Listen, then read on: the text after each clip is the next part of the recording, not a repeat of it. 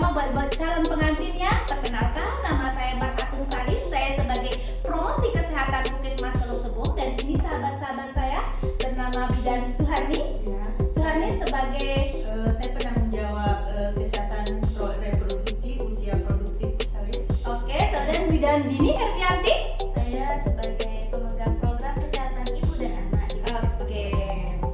Terus hari ini kita mau bincang-bincang ya, mau ngobrol-ngobrol ya, ngobrol-ngobrol santai kesehatan tentang edukasi kesehatan calon pengantin atau calon pengantin teredukasi kesehatan ya.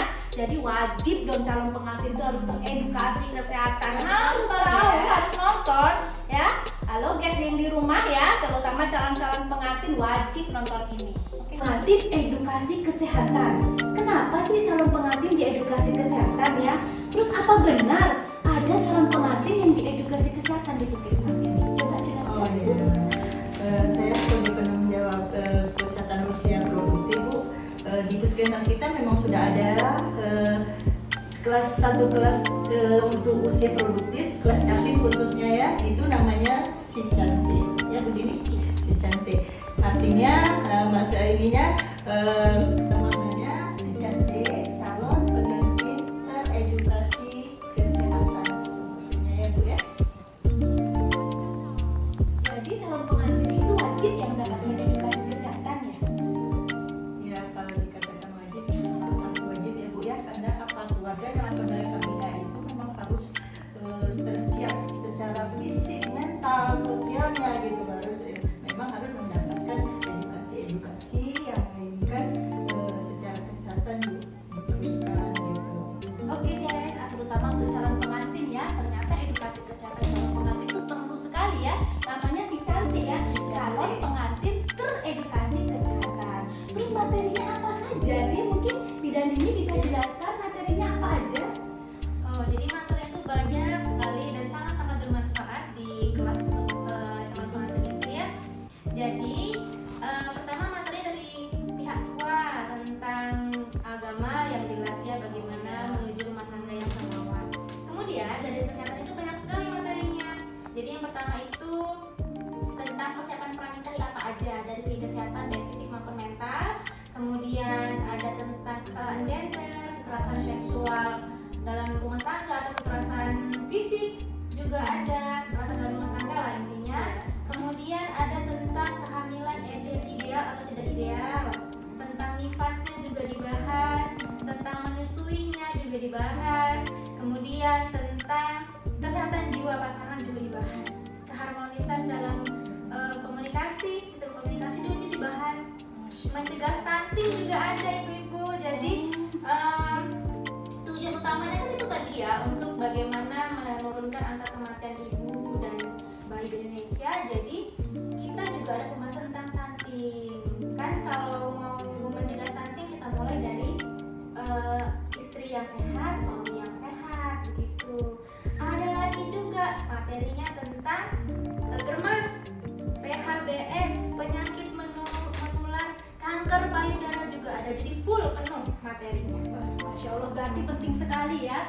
Jadi kita itu merencanakan membentuk suatu keluarga ya, nanti sudah menikah mewujudkan keluarga yang sehat, sakinah dan mawaddah ya, sakinah, mawaddah dan warahmah. Jadi biar anak-anak generasi kita nanti bisa melahirkan anak-anak yang sehat Dan berkualitas. Mantap sekali ya. Jadi saya harapkan calon-calon pengantin jangan sampai ketinggalan. Jadi harus ngikutin edukasi ini, harus ngikutin si cantik, yaitu calon pengantin teredukasi kesehatan. Di samping itu Bu Salis, Ya.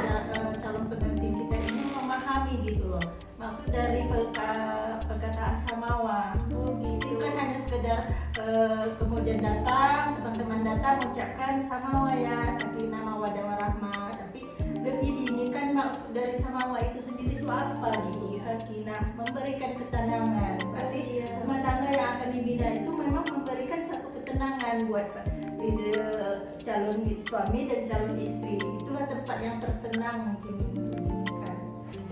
Tertenang dan ternyaman ya. Iya. Jadi harus tahu sakinah mawaddah dan warahmah itu apa. Kalau mau tahu harus calon pengantin harus ikut ya. Ikut apa ini? Ikut si cantik.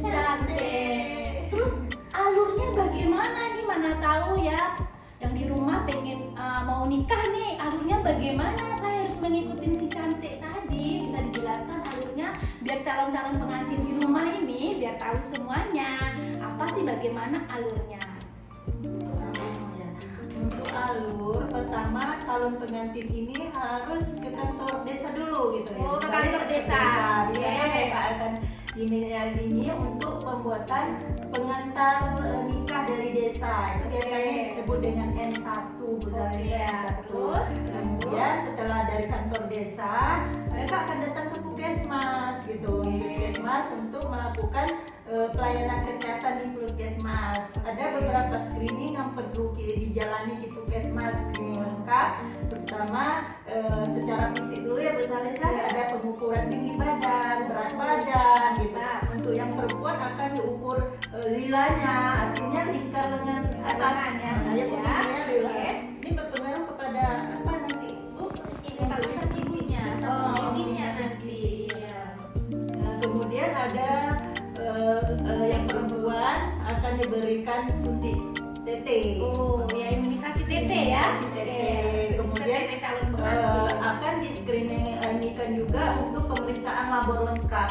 Labor lengkap itu terdiri dari golongan darah, bosalis, kemudian HB, kekentalan darah gitu ya. Kemudian ada beberapa penyakit yang di situ yang di screening, terutama HIV, sifilis, dan hepatitis. Lengkap sekali ya pemeriksaannya.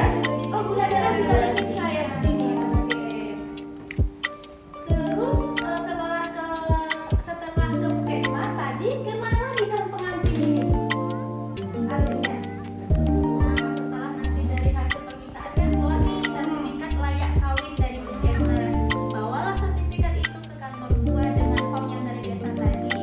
Daftarlah di kantor tua.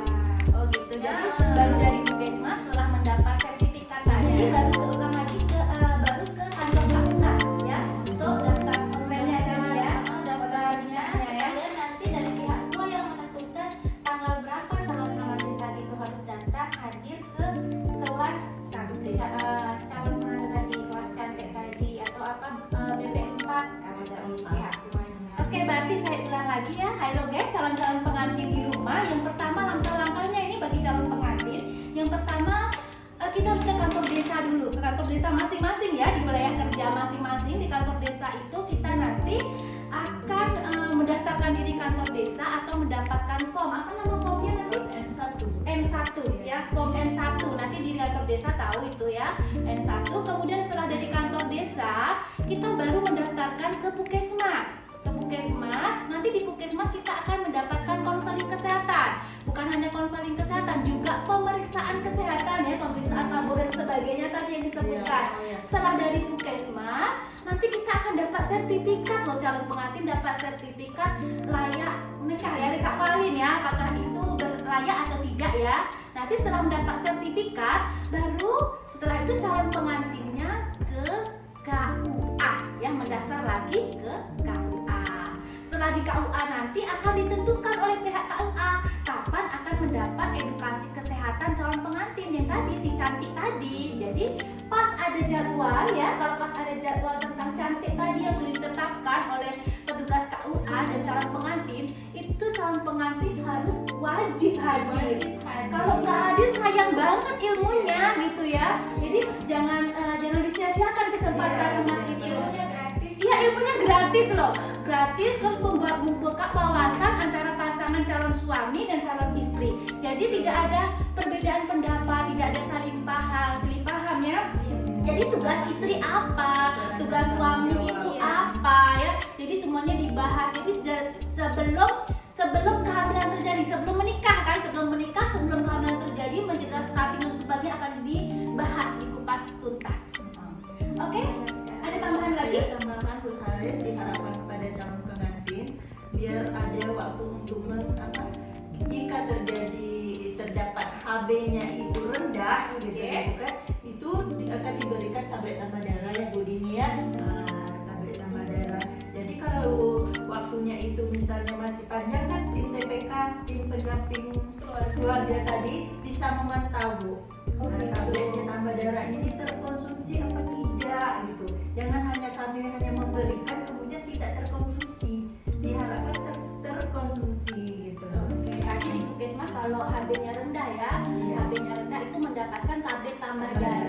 harus dipantau, diminum setiap hari. Sayang dong kalau nggak diminum ya. Terus nanti ada kader TPK dari desa masing-masing yang akan memantau calon-calon pengantin tadi ya. Oke, baiklah. Halo guys, sudah oke guys ya. Kita sampai di sini. Sekian, terima kasih.